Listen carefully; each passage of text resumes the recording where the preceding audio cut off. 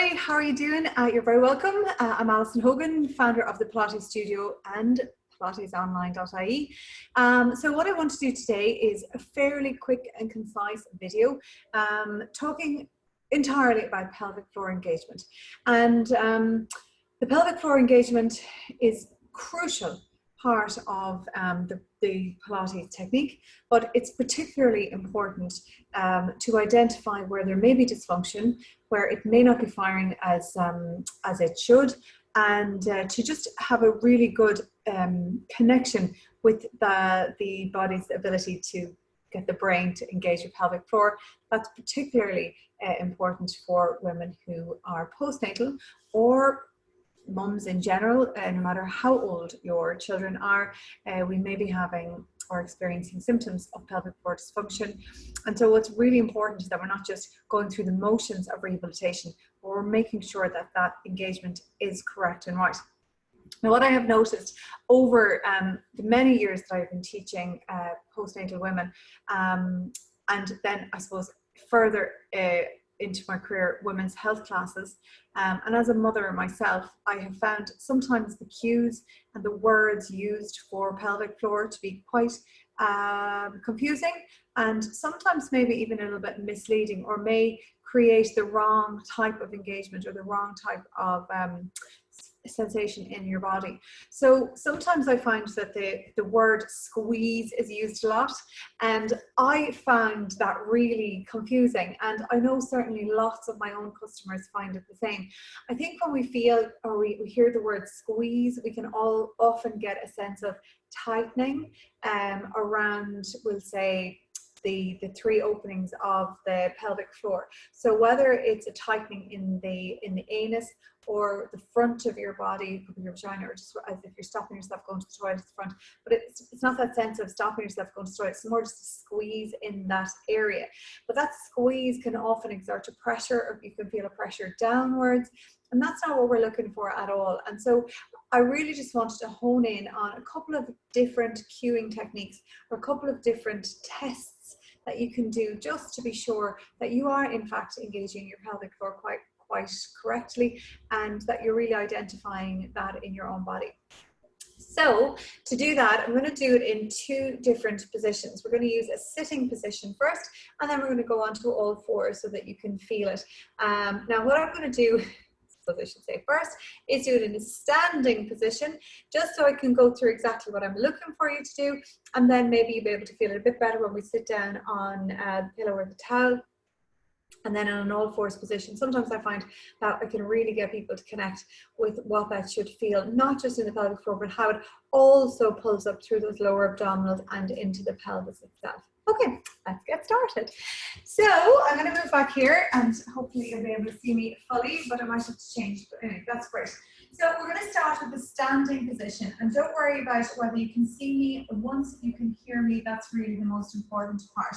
So when you're standing there, I want you just to close your eyes for me for a second, and I want you to just bring your awareness into your own body. And as you bring your awareness into your body, I want the first analogy, and the one I'm really going to focus on today, is this imaginary purse. So I might even come closer to you for this. This imaginary purse that we're going to imagine is our pelvic floor. So imagine that your pelvic floor is like a velvet or a cloth purse that has a drawstring running around the mouth of it. And when the drawstring is open, the purse falls open with all your money inside. And then when we close the drawstring, that purse tightens back up. So just a soft material purse with a drawstring around the top. So our purse is, I suppose what we're referring to in the purse is your pelvic floor, and what the drawstring is running through are the bones of your body, or the bones of your pelvis. So on one side you've got your right hip, you've got your pubic bone in the middle, you've got your middle of the front, I should say, your hip bone on the other side, and you've got your tailbone behind you. So all of those bones, we're just going to imagine that we're threading a drawstring through them, and hanging from those four bones is this imaginary purse. So when the drawstring is open, the purse is open also, and those muscles or the pelvic floor is relaxed and soft. And when we start to draw close the drawstrings, this purse starts to tighten, not just to pull in, but pull up into the body. And then we're going to visualize the drawstrings that are coming out of that. So the drawstrings themselves are running right in the center of your body. So between your belly button and your spine, right up into the middle, from your pelvis all the way up into the center of your rib cage. That's where I want you to imagine them coming from. So I'm not even going to stand up again. I'm going to stay here and I'm going to talk you through it, and hopefully you'll be able to just try to apply what I'm saying to you as you're there. So you have your pelvis, your hip bones, your pubic bone at the front, and your tailbone at the back. And again, just imagining that you've got the drawstring running through those 4 points, and I want you just to close your eyes as you stand there. So with your eyes closed, I want you to visualize how this drawstring is running through the 4 bones, that the pelvic floor, if you're just letting it relax down to the best of your own ability, is the purse opening and the drawstrings wide. And visualizing the end of the drawstring in the center of your body. I want you just to try to imagine that you are taking your hold of the end of the drawstring and you're starting to pull it up. And that little mechanism that we push down and tighten the mouth of the purse, you're pushing that down and you're drawing the drawstrings up and you're pushing the mechanism down. And you're finding that the purse is lifting up and the mouth of the purse is tightening in. It's as if the 4 bones are pulling towards each other and lifting upwards up towards your rib cage. Now, obviously, that doesn't happen, they don't move, but I want you to have that sense of tightening and lifting. So go for it. The sense of squeezing and lifting. As you tighten the drawstring, you feel everything lifting up into your body. And I also want you to really pay attention to that movement through your back passage. So from your anus right through your back passage up into your pelvis, that sensation will still pull through to the front of your body, but I want you to try to imagine that you're initiating the engagement and lift of tightening that purse and pulling everything in up through your back passage. Okay, so again, just close the eyes. Focus down into that area of your pelvis. Bring your awareness there, and through the back passage, through your bum, try to feel the lifting. It will pull forward to the front, the tightening as if you're squeezing that drawstring up into the center of your body, pushing that mechanism down, feeling the lift, feeling everything pulling in and pulling up. Perfection. That's great. Okay, so I'm going to stick with that same analogy because I feel it works really well for people. They can identify with it. Now, of course, I have not brought a towel with me. A towel works perfectly fine here, but I'm using a rolled up pillow for just the demonstration of this. Okay, so with your legs out straight and your seat is upright, so you're trying to be as upright as you can in your position. I just want you to, again, bring your attention back to what we talked about. So trying to, that sense of lifting and engaging and feeling the lift, especially through the back passage, and feeling how that lifts up away from this rolled up pillow or towel that you're sitting on. And you can feel the lift. You can feel it at the front of your body, you can feel it at the back, and it's a drawing up and a drawing in. And again, just feel that analogy of pulling up on the drawstring as high as you can, and really tightening the mouth of the purse and feeling that all come together. Fantastic. Now, we're not forgetting the other really important element here, which is your breath. So we know that the most efficient and effective way to engage your pelvic floor is to A, make sure you're doing it right, B, initiate the engagement through the back passage that naturally pulls forward to the front, and see that we marry that very consistently with a good, strong breath path. So the path of the breath we're using obviously is in through the nose, down through the mouth, but the movement is to guide the rib cage back to the spine, not just closing the ribs in nice and tight, but pushing them back towards your spine at the same time. Now, what you will find is when you're doing those really deep exhales, we want to completely empty the lungs, blow out powerfully, and continue that exhale until you have no air left in your body. And that also, when you're marrying the engagement and lift at that same point, you'll feel the lower abdominals hollowing in, pulling right into your body, and all that pressure back up towards your spine. Okay, so I want to move out of here and move it to the all four position to bring everything together for you and just see how that feels for you. So we know that in a lot of the exercises that we're going to do in either the women's health classes or in your Restore Your Core online program. We have movement, which is one part, and then you've got your breath and engagement. Marrying those two together is where the benefits lie. Now, some of the movements that we start off with in the online program are in this box position, so that's going to be really good for us. Okay, so we're going to start off here. Hands directly under the shoulders, knees directly under the hips. I want you to sink the shoulder blades, lengthen the arms, and lengthen the neck out as well. Now, we know for good posture alignment and good position for our exercise that we want to have a neutral spine. So we don't want this dipped arch and we don't want the rounded spine. We want to keep the shoulders down and just gently tuck the tail enough that we have that flat back position. So try and establish that coming up. Pushing the ground away, shoulders back and down, tailbone tucked under so we have this nice long flat back, and we're holding that nice position. So as you hold, we're going to think about the breath. Let's start with the breath. So in through the nose, you're going to feel an expansion in the rib cage out wide of the body.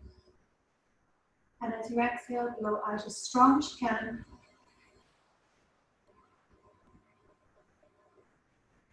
Continue to exhale until there's nothing left.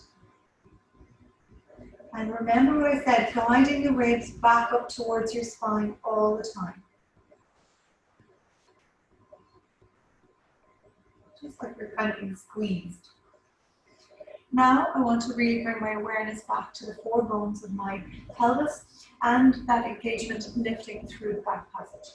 So before we go anywhere, check the length, the tuck, the abdomen, and here we go, blowing out.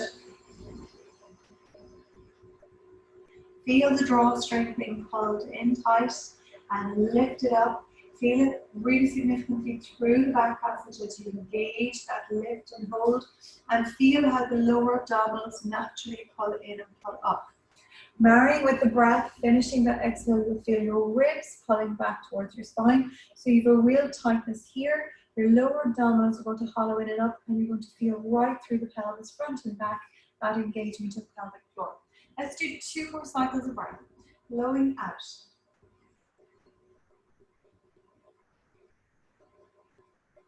Lifting as high as you can that pelvic floor. And inhale. Going again.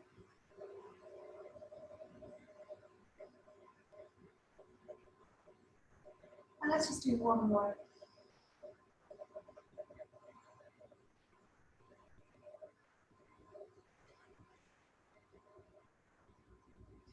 So the deeper you can get into the breath, the more completely you can exhale that breath, the more you're going to feel that really tight engagement here into your waist muscles, your middle abdominals, your lower abdominals. Then through your back, you've got your tailbone tucked into that neutral position. You're really engaging that pelvic floor to lift in, lift up, using the analogy of that lifting of the drawstrings and tightening the mouth of the purse as tight as you can and feeling that lift. Sometimes it's as important, I suppose it's really important in any case, but when we're starting off and we're really trying to identify the engagement, sometimes we just don't know when we're not engaged. So we can really tell that we're engaging when we feel the lift, and then we don't really feel any different, we feel the same, and then we lift it and we realize, okay, that was relaxed and now it's lifted and now it's engaged, and we're able then to start deciphering the difference between the two.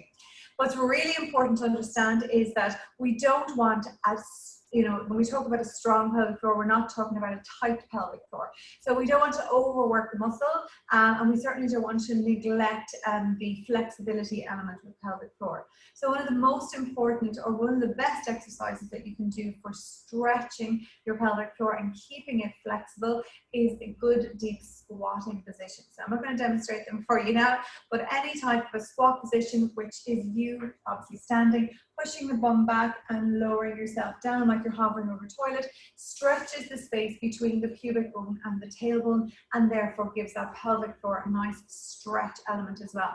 Now, in some of our moves, we build into that stretch squat position the engagement of pelvic floor and the breath as well, which is just a fabulous all-rounder for pelvic floor function and just whole body functionality working together and working really well. So thank you for joining me for this. I hope it was beneficial and give you a little bit more insight into exactly what that should feel like, and maybe even getting a deeper connection with your pelvic floor. If you have any questions, as usual, let me know, and hopefully you are following me on either one of the private groups for the online course, or if there's another program that you're following with me, you might be following me on my social channels, which on Facebook is Alison Hogan, PilatesOnline.ie, and on Instagram it's Alison Hogan _Pilates_online_IE, and you will find as much information there and definitely access to contact me if you have any questions. Thank you all very much, and we'll see you again soon.